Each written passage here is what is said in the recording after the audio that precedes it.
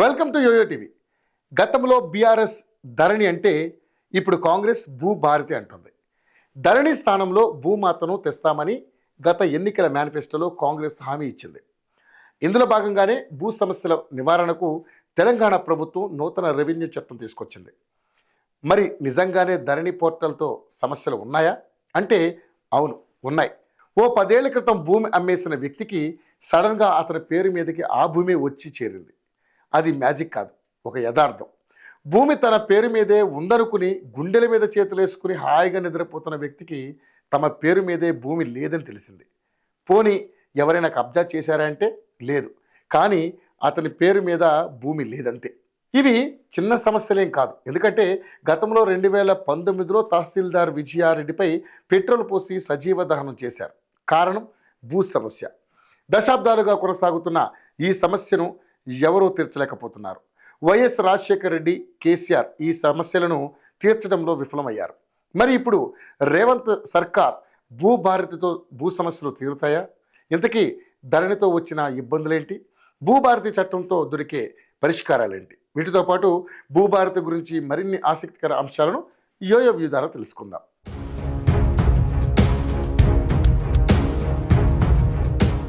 ధరణి portal కాదు, ఇక భూభారతి.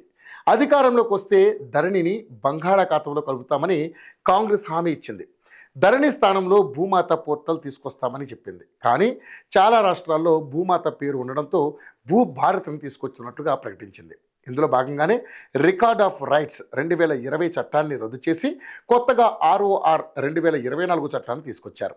ఈ ROR గురించి సింపుల్గా చెప్పాలనుకుంటే భూ యజమానులకు హక్కు కల్పించడం, ఆ హక్కును రికార్డుల్లోకి ఎక్కించడం. రికార్డుల్లో పేరు ఉందంటే ఇక ఆ భూమికి డోకా లేదనే అర్థం.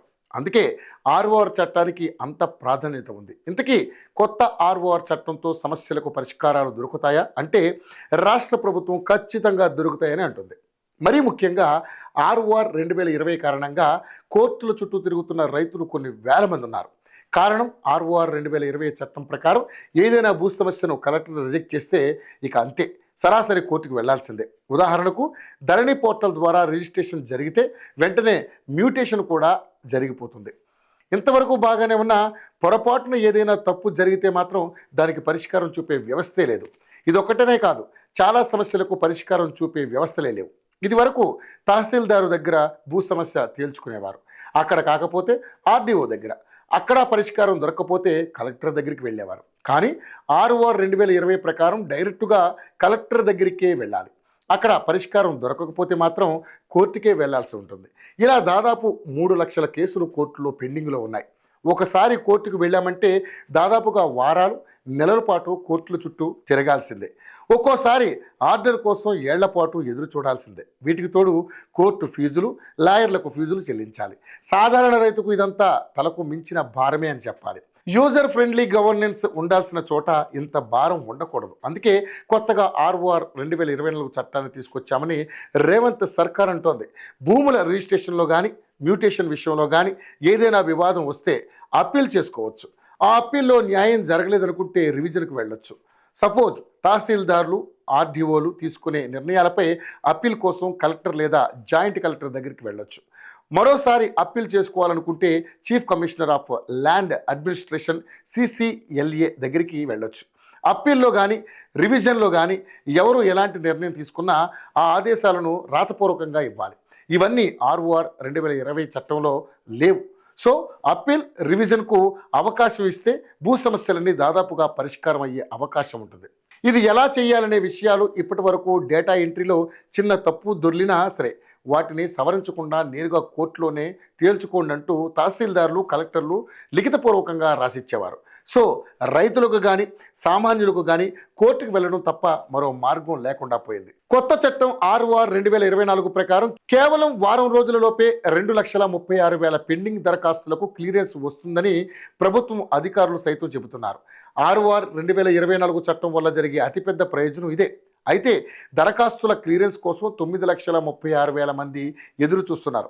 వీళ్ళందరికీ మళ్ళీ దరఖాస్తులు చేసుకునే అవసరమే రాకుండా కొత్త చట్టం ప్రకారం పరిష్కారం చూపబోతున్నారు.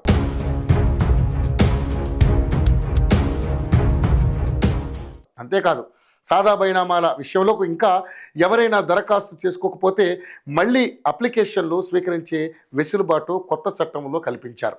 పైగా ఈ సాదా బైనామాలపై నిర్ణయాధికారాలన్నీ ఇప్పటి వరకు కలెక్టర్ దగ్గరే ఉండేవి. కొత్త చట్టం ద్వారా సాదా బైనామాల పరిష్కార అధికారాలు ఆర్డీఓలకు అందబోతున్నాయి. ధరణి వచ్చాక చాలా సమస్యలు పుట్టుకొచ్చాయి. పోర్టల్లో నమోదు చేసిన భూ విస్తీర్ణానికి అసలు భూ విస్తీర్ణానికి చాలా తేడా కనిపించింది. ఎప్పుడో భూమి అమ్మేసిన వారికి తిరిగి వాళ్ళ భూమి వాళ్ళకే వచ్చింది. డబ్బులిచ్చి కొనుక్కుని రిజిస్ట్రేషన్ కూడా పూర్తి చేసుకున్న వారి భూమి మాయమైంది. ఇక సర్వే నెంబర్లలోనూ ధరణిలో లోపాలు కనిపించాయి. కొన్ని సర్వే నెంబర్లు అయితే ఏకంగా మాయమయ్యాయి.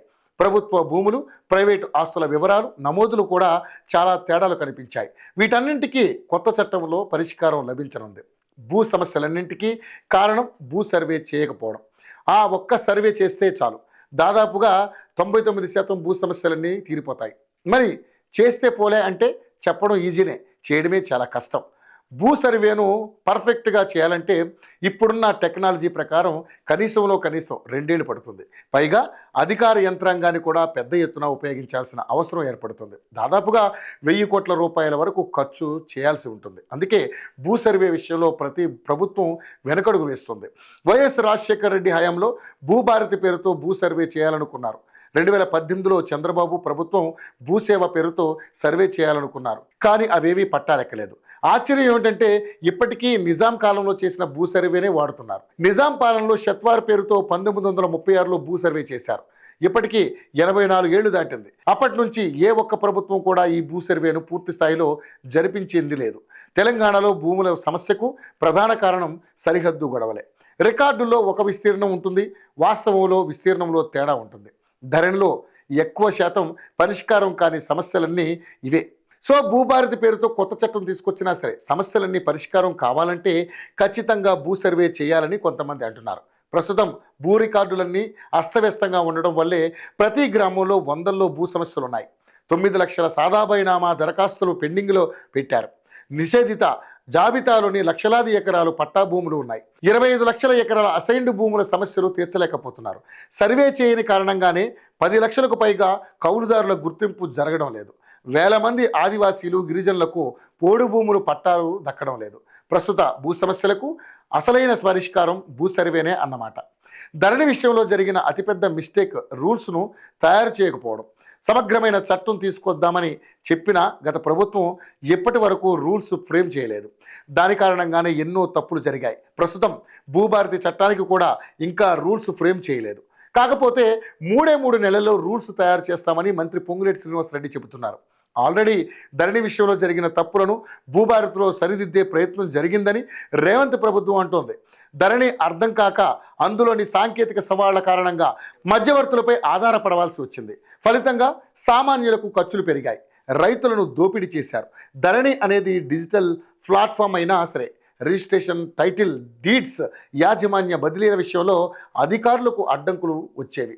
ముఖ్యంగా ధరణిలో 33 ఆప్షన్స్ ఉండేవి. కానీ ఎన్ని ఆప్షన్స్ ఉన్నా చాలా సమస్యలకు పరిష్కారం మాత్రం దొరకలేదు.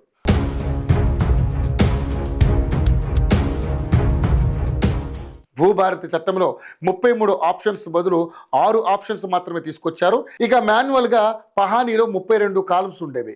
ధరణిలో ఆ 32 కాలమ్స్ను ఒకే కాలంగా చేశారు. ఇప్పుడు దాన్నే 11 కాలమ్స్గా చేస్తున్నారు. ధరణి వచ్చాక ప్రైవసీ పేరుతో కొన్ని వివరాలను బయటపెట్టే అవకాశం లేకుండా చేసింది. కానీ భూభారతిలో ఆ అవకాశమే లేదు. ఎవరైనా ఎక్కడి నుంచైనా భూములు వివరాలు తెలుసుకోవచ్చు. ఇక భూభారతిలో ప్రధానమైనది భూదార్. ప్రతి ఒక్కరికి ఆధార్ ఎలా ఉందో అలా భూదార్ నెంబర్ కూడా ఇవ్వబోతున్నారు. ప్రతి ఒక్క కమతానికి ఒక భూదార్ నెంబర్ను కేటాయిస్తారు. ఆ నెంబర్తో వ్యక్తుల భూములు, వాటి విస్తీర్ణం, విక్రయాలన్నీ రికార్డులోకి వస్తాయంటున్నారు. భూభారతి ఆర్ఓఆర్ 2024 చట్టంతో కలిగే ప్రయోజనాలు ఏంటి అని అడిగితే భూమి ఉన్న ప్రతి రైతుకు కొత్త చట్టంతో పాస్ పుస్తకాలు వస్తాయి. రిజిస్ట్రేషన్ చేసుకున్న తర్వాత వెంటనే మ్యూటేషన్ అవడంతో పాటు పాస్ పుస్తకం జారీ చేస్తారు. సరిహద్దు వివాదాలు, డబుల్ రిజిస్ట్రేషన్కు అవకాశం లేకుండా పాస్ పుస్తకంలో మ్యాప్ కూడా ఉంటుంది. అంటే మ్యూటేషన్కు మ్యాప్ని తప్పనిసరి చేశారు. భూ సమస్యల పరిష్కారానికి జిల్లా స్థాయిలోనే 2 అంచెల అప్పీల్ వ్యవస్థ ఉంటుంది. ప్రత్యేకంగా ట్రిబ్యునల్ కూడా ఏర్పాటు చేస్తారు. పేద రైతులకు ఖచ్చితంగా న్యాయ సహాయం అందించబోతున్నారు. కొత్త రెవెన్యూ చట్టంతో గ్రామానికి ఓ రెవెన్యూ అధికారితో రెవెన్యూ సేవలన్నీ అందుబాటులోకి రానున్నాయి. ఇకపై డిజిటల్ ల్యాండ్ రికార్డులను సరిదిద్దడానికి ఇందులో అవకాశం ఉంది. ఇదొక్కటి లేకనే లక్షల దరఖాస్తులు పెండింగ్లో ఉన్నాయి. భూ రికార్డుల ప్రక్షాళన పేరుతో పార్ట్ బి కింద 18 లక్షల ఎకరాలను చేర్చారు. దీనివల్ల వేల మంది రైతులు ఇబ్బందులు పడుతున్నారు. ఈ కేసులపై నిర్ణయం తీసుకునేందుకు కొత్త చట్టంలో వీలు కల్పించారు. భవిష్యత్తులో భూముల రీసర్వే జరిగితే కొత్త ఆర్ఓఆర్ సిద్ధం చేయడానికి వీలుగా నిబంధన చేర్చారు. భూమి విక్రయం, బహుమతి, తనఖా, మార్పిడి, వారసత్వం, సివిల్ లేదా revenue court order, Lok Adalat award, assignment patta, ORC 38E, 13B, sale సర్టిఫికేట్తో పాటు ఇతర చట్టబద్ధమైన పద్ధతుల ద్వారా హక్కులను పొందిన యజమానుల హక్కులను కొత్త చట్టంలో నమోదు చేస్తారు. ఆర్ఓఆర్ 2020 చట్టంలో వీటికి అవకాశం లేకపోవడంతో ఈ మార్పు తీసుకొచ్చారు.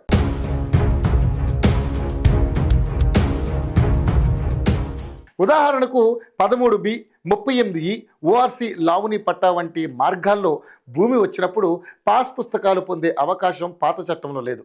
ఇప్పుడు వీరందరికీ పాస్ పుస్తకాలు ఇచ్చే అవకాశం కొత్త చట్టం కల్పిస్తోంది. వీటిని ఆర్డీఓ లేదా సబ్ కలెక్టర్ విచారించి మ్యూటేషన్ చేస్తారు. ఇక భూమి అమ్మకం, బహుమతి, తనఖా, మార్పిడి సమయంలో తహసీల్దార్ ఆటో మ్యూటేషన్ చేస్తారు. వీటిలో మోసం జరిగినప్పుడు మ్యూటేషన్ను నిలిపివేసే అధికారాలు తహసీల్దార్కు ఉంటాయి. వారసత్వం విషయంలో విచారణ జరిపి నిర్దేశించిన సమయంలో మాత్రమే తహసీల్దార్ మ్యూటేషన్ చేస్తారు. ఎందుకంటే ధరణిలో ఎలాంటి విచారణ లేకుండానే మ్యూటేషన్ చేసేవారు. దీనికి కారణం కుటుంబాలలో భూ వివాదాలు వచ్చాయి. అందుకే ఈ మార్పు చేశారు. ఇక రిజిస్టర్డ్ డాక్యుమెంట్లు మినహా ఇతర కేసుల్లో మ్యూటేషన్ చేసే ముందు తప్పనిసరిగా విచారణ జరుగుతుంది. ఆబాదీ భూములు అంటే గ్రామ కంఠాలను మున్ముందు ఆర్ఓఆర్లో నమోదు చేస్తారు. ఈ ఆబాదీ వ్యవసాయేతర భూములను స్థానిక సంస్థలు మ్యూటేషన్ చేస్తాయి. భవిష్యత్తులో పట్టాదారు పాస్ పుస్తకం, టైటిల్ డీడ్కు ఆధారంగా భూదార్ కార్డు కూడా జారీ చేస్తారు. 2014 జూన్ 2వ తేదీలోపు అంటే తెలంగాణ ఏర్పాటుకు ముందు వరకు పెండింగ్లో ఉన్న సాదా బైనామా దరఖాస్తులను రెగ్యులరైజ్ చేసేందుకు కొత్త చట్టంలో అవకాశం ఏర్పడింది. ఇకపై భూ రికార్డుల సవరణ కోసం సివిల్ కోర్టులను ఆశ్రయించాల్సిన అవసరం లేదు. యాజమాన్య వివాదాలు, పంపకాల కేసుల విషయంలో మాత్రమే సివిల్ కోర్టులను ఆశ్రయించాల్సిన అవసరం ఏర్పడుతుంది.